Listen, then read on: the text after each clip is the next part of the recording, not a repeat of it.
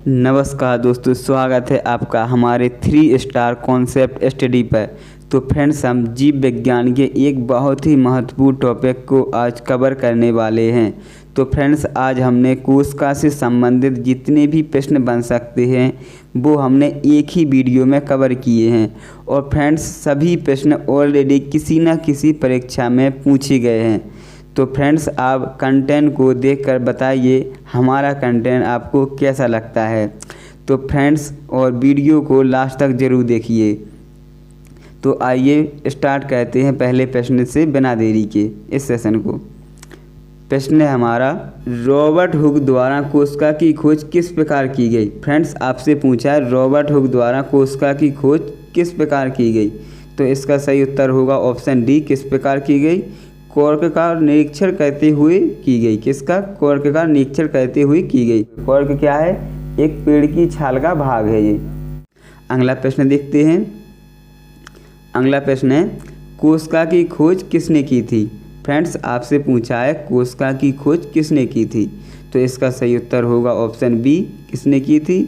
Robert Hooke के द्वारा कोशिका की खोज की गई थी। किसके द्वारा? रॉबर्ट हुक द्वारा। आपको ये याद रखना है।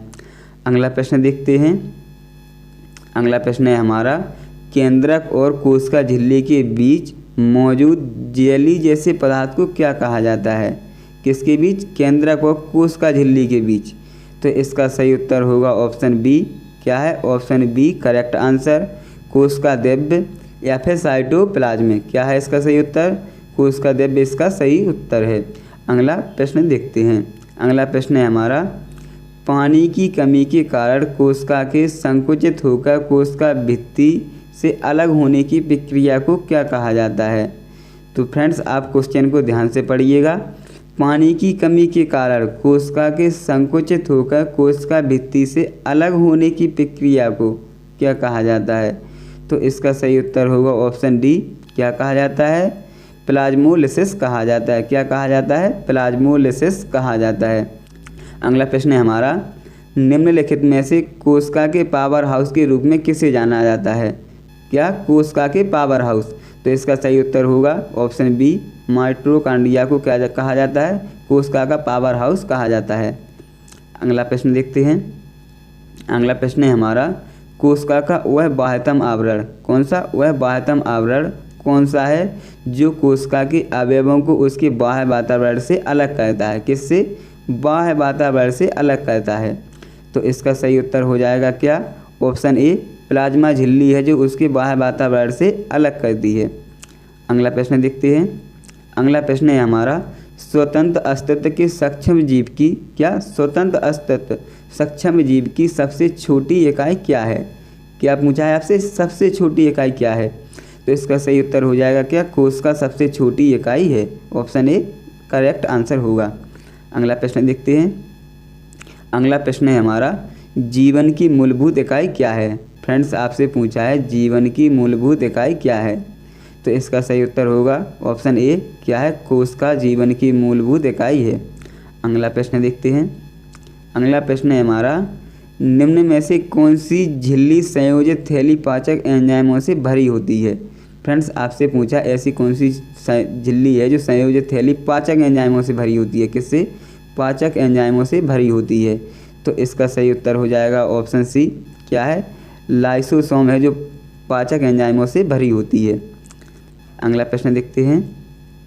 अगला प्रश्न है हमारा, निम्नलिखित कोशिकांगों में से किसे कोशिका की आत्मघाती थैली कहा जाता है। क्या? कोशिका की आत्मघाती थैली कहा जाता है। कई बार आया हुआ प्रश्न है, तो आपको इसको याद रखना है। इसका सही उत्तर क्या हो जाएगा? लाइसोसोम है जो क्या है, इसको आत्मघाती थैली कहा जाता है कोशिका की, या फिर सुसाइड बैग। आपको ये याद रखना है। नेक्स्ट अगला प्रश्न देखते हैं। अगला प्रश्न है, राइबोसोम बनाते हैं, यानी राइबोसोम क्या बनाते हैं। तो इसका सही उत्तर होगा ऑप्शन सी। क्या बनाते हैं राइबोसोम? प्रोटीन बनाते हैं। क्या बनाते हैं? प्रोटीन बनाते हैं। अगला प्रश्न। अगला प्रश्न है हमारा, प्रोटोप्लाज्म शब्द किसने दिया। क्या? प्रोटोप्लाज्म शब्द को किसने दिया। तो इसका सही उत्तर हो जाएगा ऑप्शन बी। किसने दिया? पुरकिंजे ने दिया। किसने दिया? पुरकिंजे ने दिया। अगला प्रश्न। अगला प्रश्न है हमारा, किस कोशिकांग को कोशिका का मास्टर कहा जाता है। क्या? मास्टर कहा जाता है।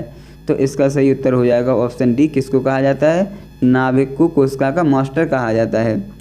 अगला प्रश्न है हमारा, किसी कोशिका में मौजूद सबसे बड़ा कोशिकांग कौन सा अंग होता है, किसी कोशिका में मौजूद सबसे बड़ा कोशिकांग कौन सा होता है।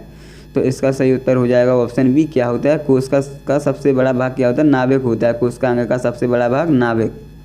अगला प्रश्न है हमारा, निम्नलिखित में से किस कोशिकांग को कोशिका का प्रोटीन कारखाना कहा जाता है। क्या कोशिका का प्रोटीन कारखाना किसे कहा जाता है। तो इसका सही उत्तर हो जाएगा ऑप्शन डी, राइबोसोम्स को क्या कहा जाता है, कोशिका का प्रोटीन का कारखाना कहा जाता है। अगला प्रश्न देखते हैं।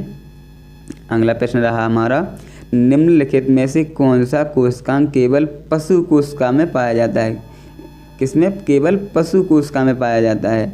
तो इसका सही उत्तर हो जाएगा ऑप्शन ए, ऐसा क्या है, लाइसोसोम। क्या है ऐसा, लाइसोसोम है जो केवल पशु कोशिका में पाया जाता है। अगला प्रश्न देखते हैं। अगला प्रश्न है हमारा, शरीर में लगी चोट की मरम्मत के लिए, क्या शरीर में लगी चोट की मरम्मत के लिए किस प्रकार के सेल विभाजन का उपयोग किया जाता है। तो इसका सही उत्तर होगा ऑप्शन ए, किसका किया जाता है, केवल समसूत्रण का उपयोग किया जाता है। अगला प्रश्न देखते हैं।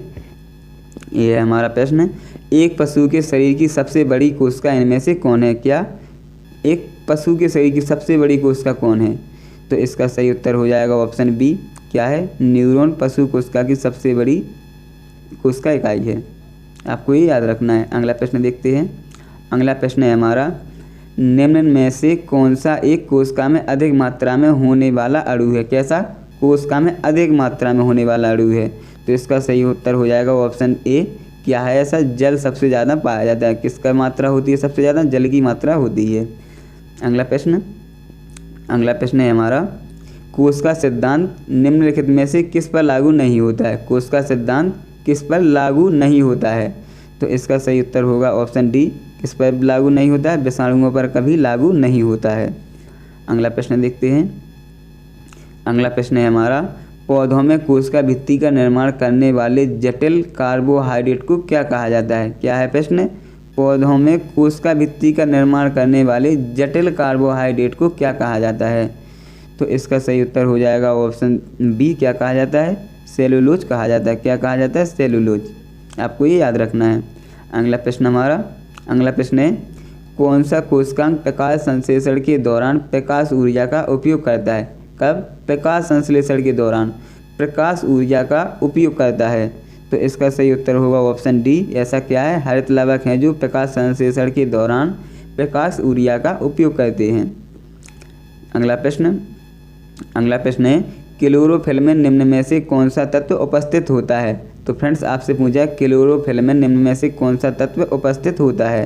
तो इसका सही उत्तर होगा ऑप्शन बी, क्या उपस्थित होता है क्लोरोफिल में, मैग्नीशियम उपस्थित होता है। क्या होता है, मैग्नीशियम।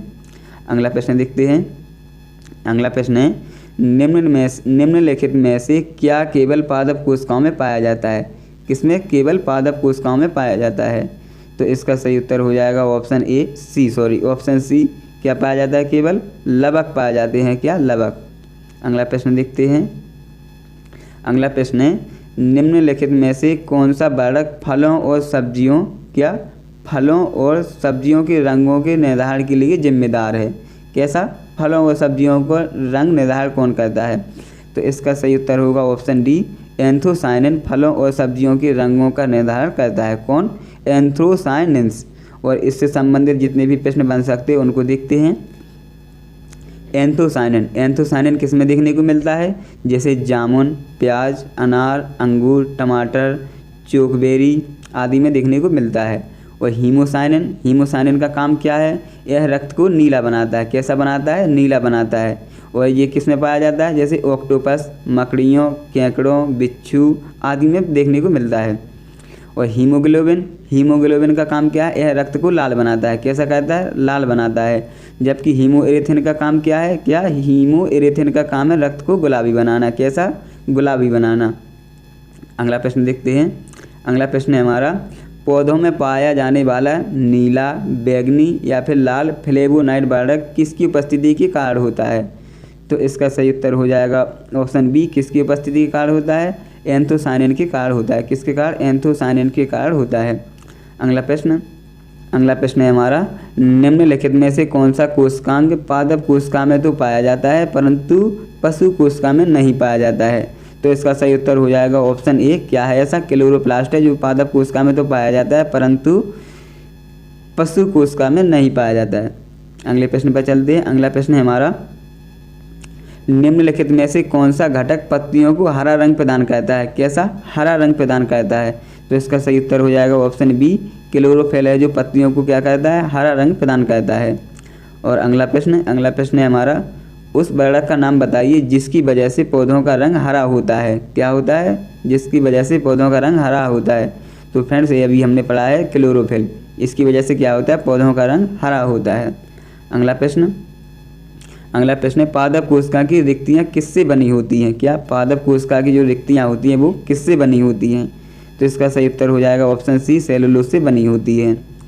और फ्रेंड्स, इसी के साथ हमारा आज का सेशन कंप्लीट हुआ। आपको कैसा लगा आप कमेंट बॉक्स में ज़रूर बताइएगा।